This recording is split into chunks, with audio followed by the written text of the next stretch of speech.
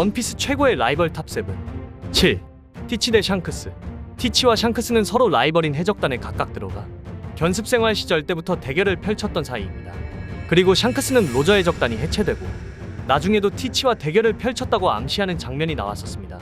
그건 바로 에이스가 사치를 죽인 티치를 벌하기 위해 여정을 떠났는데 그걸 저지하기 위해서 샹크스가 흰수염 배에 올라탔었죠.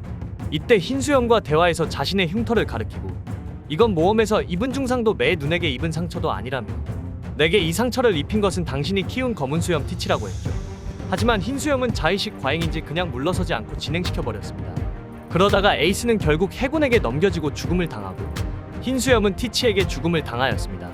이때 해군과 검은 수염 해적단이 같이 미쳐 날뛰어서 정상전쟁이 끝날 기미가 안 보였지만 갑자기 샹크스 해적단이 나타나 전쟁을 끝내러 왔다며 검은 수염을 상대해주겠다고 나섰죠. 그러자 티치는 아직 때가 아니라며 도망가 버렸습니다. 그 후 티치는 샹크스와 같은 상황이 되었죠. 다시 재평가되는 게 패기 최강자 샹크스를 어떻게 상처를 냈는지 정말 의문이었고 검은 수염은 현재 다른 힘을 숨기고 있을지도 모른다는 평가가 나오고 있습니다. 6. 아오키지 대 아카이누. 과거 레전드 3대장 시절을 보여준 아오키지와 아카이누. 서로 열매도 상성인데다가 정의관도 서로 달랐습니다. 아오키지의 정의관은 한껏 해이해진 정의로, 투니버스 더빙판에서는 군기 빠진 정의로 번역되었죠. 한껏 해이해진 정의는 듣기엔 굉장히 웃기지만 그 의미는 정의를 위해 악을 처단하려다가 또 다른 악으로 변이하는 것을 경계하는 신념이죠. 그에 반해 아카이누의 정의관은 철저한 정의로, 만약 민간인 선에 악이 숨어있으면 민간인을 희생시켜서라도 악을 처단해야 한다는 극단적인 생각을 갖고 있죠. 아무튼 센고쿠가 해군원수 자리에서 물러나 해군원수 자리가 비어있는 상황에 놓였을 때 서로 정의관이 다른 아오키지와 아카이누는 이 원수직을 차지하기 위해 싸웠습니다. 그러자 결과는 아오키지는 한쪽 다리를 잃었고 아카이누는 심한 화상을 입었죠. 승자는 아카이누였고 아오키지는 떠도는 방랑자였다가 검은 수염배에 올라탔습니다. 아카이누의 살상력은 아오키지보다 정말 대단한 것 같네요. 5. 샹크스 대 미호크. 샹크스는 검사로 세간의 이름을 떨치기 전에 로저 해적단 견습 선원이었습니다. 이 로저 해적단 커리어가 샹크스에게 영향을 많이 끼친 장면이 나왔는데 바로 로저의 기술 카무사리를 샹크스가 쓰는 모습을 보여주었죠. 그리고 흰수염은 샹크스와 미호크의 대립을 치열한 결투의 나날이라고 표현할 정도로 둘의 실력은 백중세였고 아직도 결판을 짓지 못했다고 하는데 루피의 소식을 전해주러 온 미호크와 샹크스의 문답을 보면 12년 전 샹크스가 팔을 잃은 사건 이후 검사 대 검사로서 온전히 기량을 겨룰 수 없어졌다는 사실 때문에 아예 승부의 결판을 낼 마음이 사라진 것으로 보이죠. 샹크스의 기량은 극장판 필름레드나 로쿠기와 대치하는 장면에서 보여주었습니다. 필름레드에서 패왕색으로 중장을 무릎 꿇게 만들고 키자루도 식은땀이 나게 만들고 해군을 빤스런치게 만들었습니다. 그리고 로쿠기를 상대하는 상황에서 패왕색 하나만으로 사람을 못 움직이게 만드는 장면이 매우 인상적이었습니다. 원피스 세계관에서는 패왕색 패기가 매우 중요하다는 설정이 많이 나왔는데 패왕색을 둘러서 공격하거나 패왕색을 전기처럼 날려 사람을 꼼짝 못하게 만드는 모습이 나왔죠. 패기의 최강자 샹크스와 라이벌인 미호크 대체 얼마나 강할까요? 미호크와 샹크스의 대결을 극장판이나 과거 에피소드로 애니판이 나왔으면 좋겠네요. 4. 루피 대 티치. 루피와 티치는 서로 상반되는 능력을 가지고 있습니다. 루피는 태양의 신 리카 열매로 즉 태양, 티치는 어둠 열매로 즉 어둠이죠. 태양과 어둠은 서로 완전 상극이며 티치의 어둠 열매는 모든 것을 빨아들이는 블랙홀 능력과 루피의 고무고무 능력, 즉 다 튕겨내는 능력과 상반되죠. 이뿐만 아니라 루피와 티치는 과거에 만난 적이 있었는데 술집에서 루피와 티치는 서로 옆자리에 앉아 동시에 루피는 이 체리파이는 죽을 만큼 맛없는 데라고 했는데 티치는 이 체리파이는 죽을 만큼 맛있다고 했죠. 그 후 계속 상반되는 대사를 보여주었습니다. 이 장면으로 보아 오다는 서로 미래 라이벌이 될 거라는 떡밥을 심은 것으로 보이죠. 그 다음 루피의 형제 에이스를 티치가 해군에게 잡아넣어 결국 해군 마린포드로 이송되었습니다. 루피는 티치가 에이스를 집어넣은 것을 알았고 임펠다운에서 티치에게 공격을 하였지만 티치도 지지 않고 어둠 능력으로 서로 딜교환을 하였습니다. 그 후 사왕이 된 티치를 따라잡아 루피도 사왕 자리에 올랐습니다. 티치의 전투력만큼 폼이 올라버렸습니다. 마지막 최종 보스로 거론되는 티치와의 대결에서 이거 보여주려고 어그로 끌었다 같은 레전드 밈이 나올 것 같아 정말 기대되죠. 3. 로저 대 흰수염.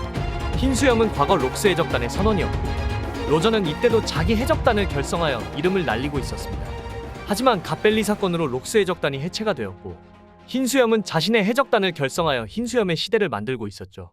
그 후 로저 해적단을 다시 만나 서로 대결을 펼치는데 이때 둘 다 전성기 시절이라 패왕색 충돌을 가볍게 시전했고 섬을 풍비박살로 만들었습니다. 이때 로저의 카무사리는 피지컬적으로 엄청 단단했던 오뎅을 피토하게 만들었고 흰수염과 로저는 패위감으로 계속 티키타카했죠. 3일 밤낮으로 피 튀기게 싸우고 나흘째 날 사륙전은 어느새 양해적단 선원들 간 선물 교환 파티가 되어버렸습니다. 로저는 흰수염 그리고 오뎅과 술을 마시면서 여러 이야기를 나누고 있었는데 오뎅이 포네그리프의 고대 문자를 읽을 수 있다는 사실을 알고는 흰수염에게 평생의 소원이다라며 1년만 오뎅을 빌려달라고 그 자리에서 무릎을 꿇고 머리를 조아리면서 사정했습니다.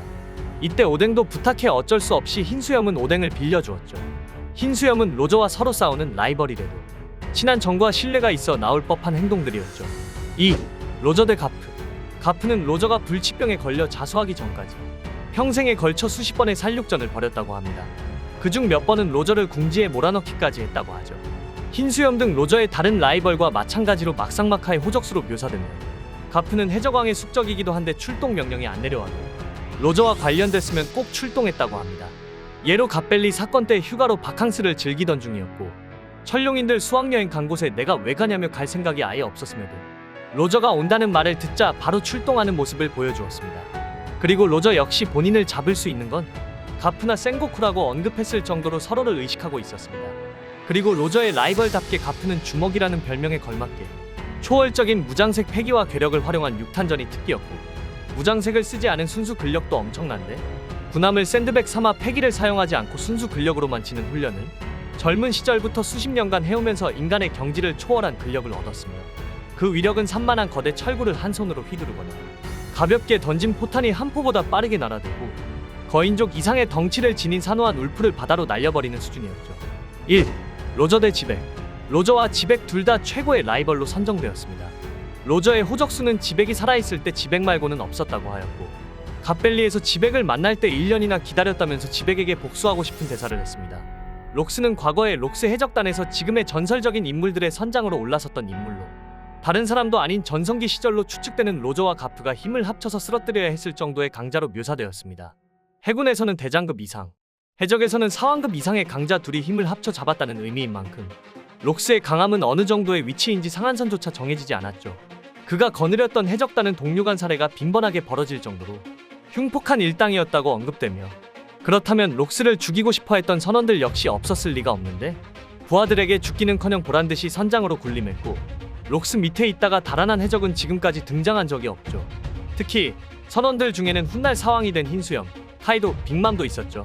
물론 록스의 밑에 있었을 당시 이들은 아직 젊었고 대체로 사왕이 된 현재보다는 약한 것으로 묘사되지만 지금처럼 사왕급만 아니었을 뿐이지 당시에도 굉장한 강자들이었고 미래의 해적왕과 해군 영웅 둘이 합쳐야 죽일 수 있었던 걸 보면 애초에 서로 협력조차 하지 않는 이들은 록스에게 홀로 대항하기 어려웠을 것이죠. 보통 전투력이 강하면 서열이 높은 원피스 세계에서 저런 괴물들을 통솔했다는 것만으로 록스의 강함을 대강 알 수 있으며 사실상 세계관 최강자의 후보 중 하나로 볼 수 있습니다. 또한 센고쿠가 로저의 최악의 적이라고 공인할 정도인데 흰수염이나 가프 등은 친근한 사이거나 서로 신뢰하는 사이라서 그렇지 이들도 엄연히 로저의 적이죠. 즉 흰수염, 가프, 시키, 센고쿠 등이 포함된 로저의 적 중 최강이란 것은 최소한 현재까지 원피스 세계에 등장한 캐릭터들 중 무력으로 보면 최강이란 말로 해석될 수 있습니다. 실제로 사부에서 모습을 보면 가프는 78세의 노병인데도 불구하고 배에 칼을 맞은 상태에서도 전 해군대장과 시류를 포함한 적들이 단체로 덤벼야 그리고 정면 돌파가 아닌 꼼수를 써야 겨우 제압할 수 있는 미친 강자이죠.